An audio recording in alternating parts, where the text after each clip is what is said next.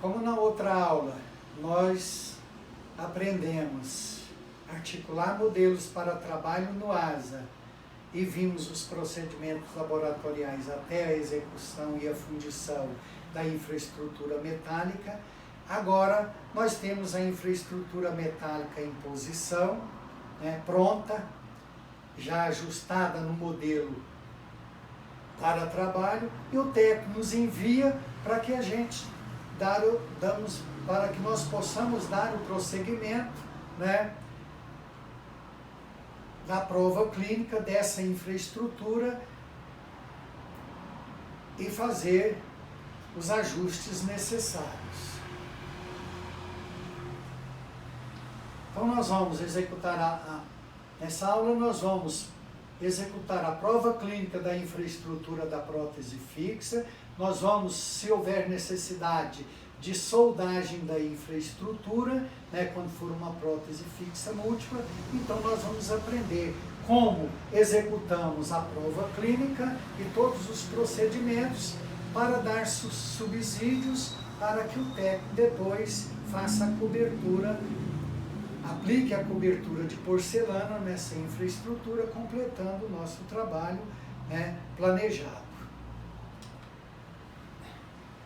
Então, nesta aula, nós vamos conhecer e executar prova clínica de infraestrutura de prótese fixa, que pode ser unitária ou múltipla. Nós vamos conhecer e executar a união das partes da infraestrutura para soldagem. Conhecer e executar a união das partes da infraestrutura para soldagem. Não é atribuição nossa a soldagem. Quem vai fazer a soldagem é o técnico laboratorial. Conhecer os procedimentos laboratoriais para a soldagem da infraestrutura. Conhecer e executar prova clínica da infraestrutura soldada.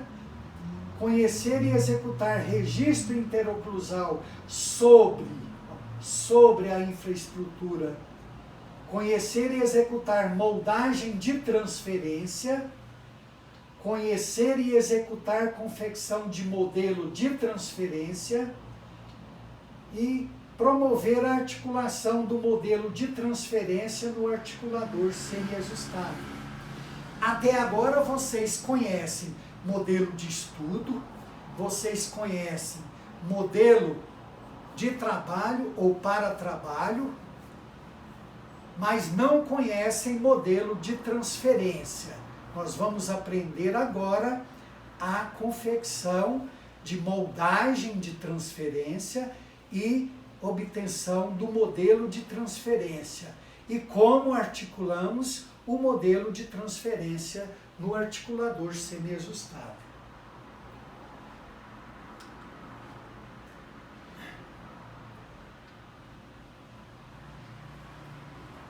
Olha, a fundição da infraestrutura das próteses fixas em peça única ou monobloco deve ser evitada pelos seguintes motivos. Quer dizer, se eu tenho uma prótese fixa múltipla, né, então nós não devemos executá-la em peça única. Porque se eu tenho várias áreas de conexão, então eu vou ter vários retentores ou vários retentores e pônticos. Se eu tenho dessa forma, pode ser que a minha prótese, a minha infraestrutura, não ajusta na prova clínica sobre os dentes preparados. Por isso, é recomendado que a fundição dessa infraestrutura seja feita segmentado, igual aquela pequena que eu mostrei na aula anterior. Olha, por quê?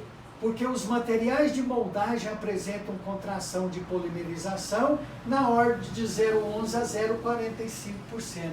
Então, se eu trabalho corretamente, seguindo a bula do fabricante, com todos os detalhes, mesmo assim, os materiais, quando passa da sua fase de mistura para a sua fase de polimerização, ele ainda sofre uma alteração dimensional, mesmo que seja insignificante, mas elas acontecem.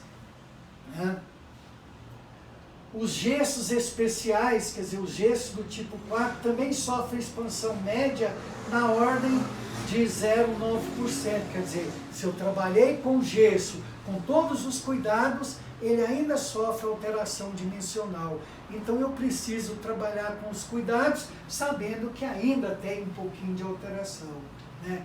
O tempo de armazenamento, a proporção técnica, né, etc., desses materiais são fatores não totalmente sobre o controle do profissional. Às vezes o tempo decorrido entre a obtenção do molde, o vazamento do gesso e a sua presa inicial estão muito além do desejável. E daí é aquilo que eu falo, né? Se eu não seguir todos os requisitos, todos os cuidados, hora que eu tiver o meu trabalho, não presta nem para jogar fora. Então, trabalhando corretamente com o emprego dos materiais, usando as técnicas corretamente, criando as habilidades para manuseio e execução das técnicas, o material ainda sofre alteração dimensional. Imagina se a gente, né, não trabalhar seguindo esse protocolo, né? Aí é que nós vamos ter problemas mais sérios ainda de alterações dimensionais desses materiais de moldagem, né? Envolve aqui, eu também falando da técnica da moldagem, se eu não tenho cuidado, se eu trabalho com os materiais e eu não conheço, e eu não tenho habilidade, se eu não dosifico na proporção correta, né, entre os materiais que é pasta, ou que é água, pó, né? Então eu tenho que tomar cuidado, né? Porque depois a minha prótese não vai assentar e ocupar a posição desejável na boca, tá? E aí a minha prótese foi danificada e foi perdida e eu tenho que repetir tudo de novo, tá? Então eu preciso trabalhar, criar as habilidades para fazer isso, né? Os troquéis individualizados, quer dizer, aqueles troquéis de gesso no modelo para trabalho, se apresentar algum grau de imprecisão, né, na hora da sua individualização, depois o técnico pode não ter o acabamento, o encerramento da linha de término do meu preparo, porque às vezes quando eu vou recortar, eu corto a linha de término, então ele não vai ter, a minha prótese vai vir faltando, né? Infraestrutura pequena fundida, aqui é que eu disse anteriormente na outra aula. Infraestrutura pequena fundida pode ser em monobloco, mas de preferência que sejam, né, segmentadas, mas todas as outras que envolvem maior número de retentores, maior número de pônticos na mesma infraestrutura, então ela tem que ser fragmentada em partes na área de conexão ou sobre o pôntico, igual eu já falei para vocês, né, para que eu possa fazer uma solda na boca e unir essas peças para que ela tenha um assentamento mais perfeito possível na boca, tá? A fundição em peça única só é aplicável para pequenas próteses. A união de prótese extensa deve ser realizada através de soldagem. Por isso que nós estamos falando aqui de soldagem da infraestrutura, tá? E daí nós vamos observar, olha, na soldagem da infraestrutura, qual é a característica das áreas de soldagem na infraestrutura? Na aula passada eu falei para vocês, naquela que apareceu lá segmentada, né, que foi na área do pôntico, que eram duas superfícies planas, apresentando um espaço uniforme entre as duas partes, uniforme e superfície lisa polida, tá? Que pode ser vertical ou que pode ser integral, como nós já conversamos anteriormente, lá na primeira aula que eu ministrei para vocês. Então a área de conexão entre retentores, a união das partes é na área de conexão, que pode ser vertical ou integral, e quando eu tenho retentores, eu tenho pôntico, a área de união para a soldagem não vai ser na área de conexão, mas é recomendado no corpo do pôntico de forma oblíqua sobre o corpo do pôntico, olha aqui, tá? Então essas as características da infraestrutura que o técnico vai fazer e vai devolver para nós sobre o modelo para trabalho, para a gente fazer a união, a prova clínica e a união na boca. Olha, entre retentores é na área de conexão. Entre pôntico e retentor, ou entre pônticos entre si, é no corpo do pôntico de forma oblíqua. Tá? E qual é essa área? Qual a espessura dessa área? Então, a área de soldagem entre os retentores, na área proximal em sentido vertical ou proximal em degrau, como eu já disse. E a área de soldagem de pôntico é a área no sentido oblíquo no corpo do pôntico, como eu já acabei de dizer. Certo? Então, essas são as características que o técnico vai promover, né, no encerramento da sua infraestrutura e depois fundir e enviar para nós com essas características. Então, nós não podemos esquecer dessas características. Entre retentores, a área de conexão para soldagem é vertical no corpo do pôntico ou é entre degraus? Quando eu tenho pôntico, é oblíqua no corpo do pôntico. Tá? Então é só não esquecer disso, para poder depois saber solicitar o técnico laboratorial como que você quer que essa infraestrutura venha dividida em partes para você fazer a prova clínica e a união para a sonda.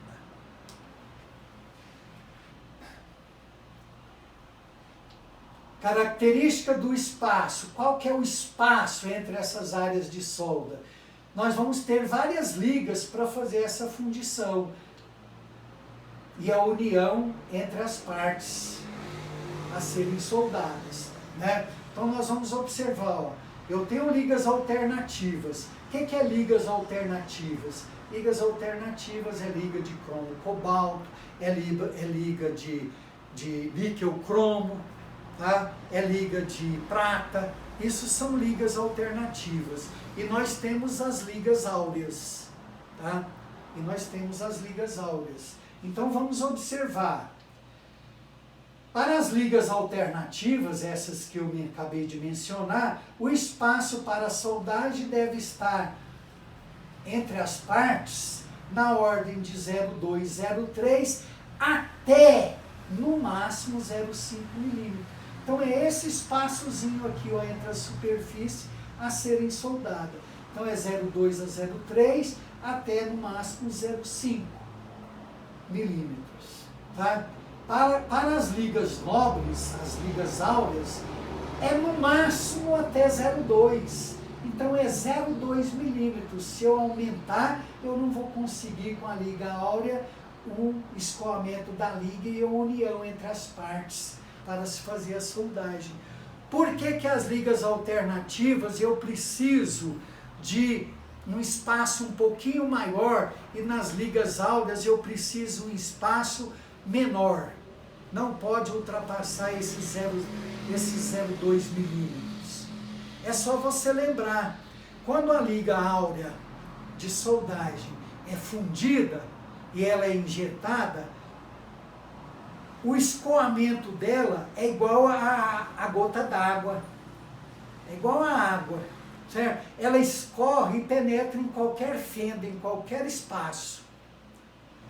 Então, para unir as duas partes, eu não preciso ter um espaço grande, porque senão eu vou ter um espaço muito grande do volume de solda que não vai resistir à ação das forças mastigatórias. Então, vai ficar nesse 0,2 milímetro entre as duas partes.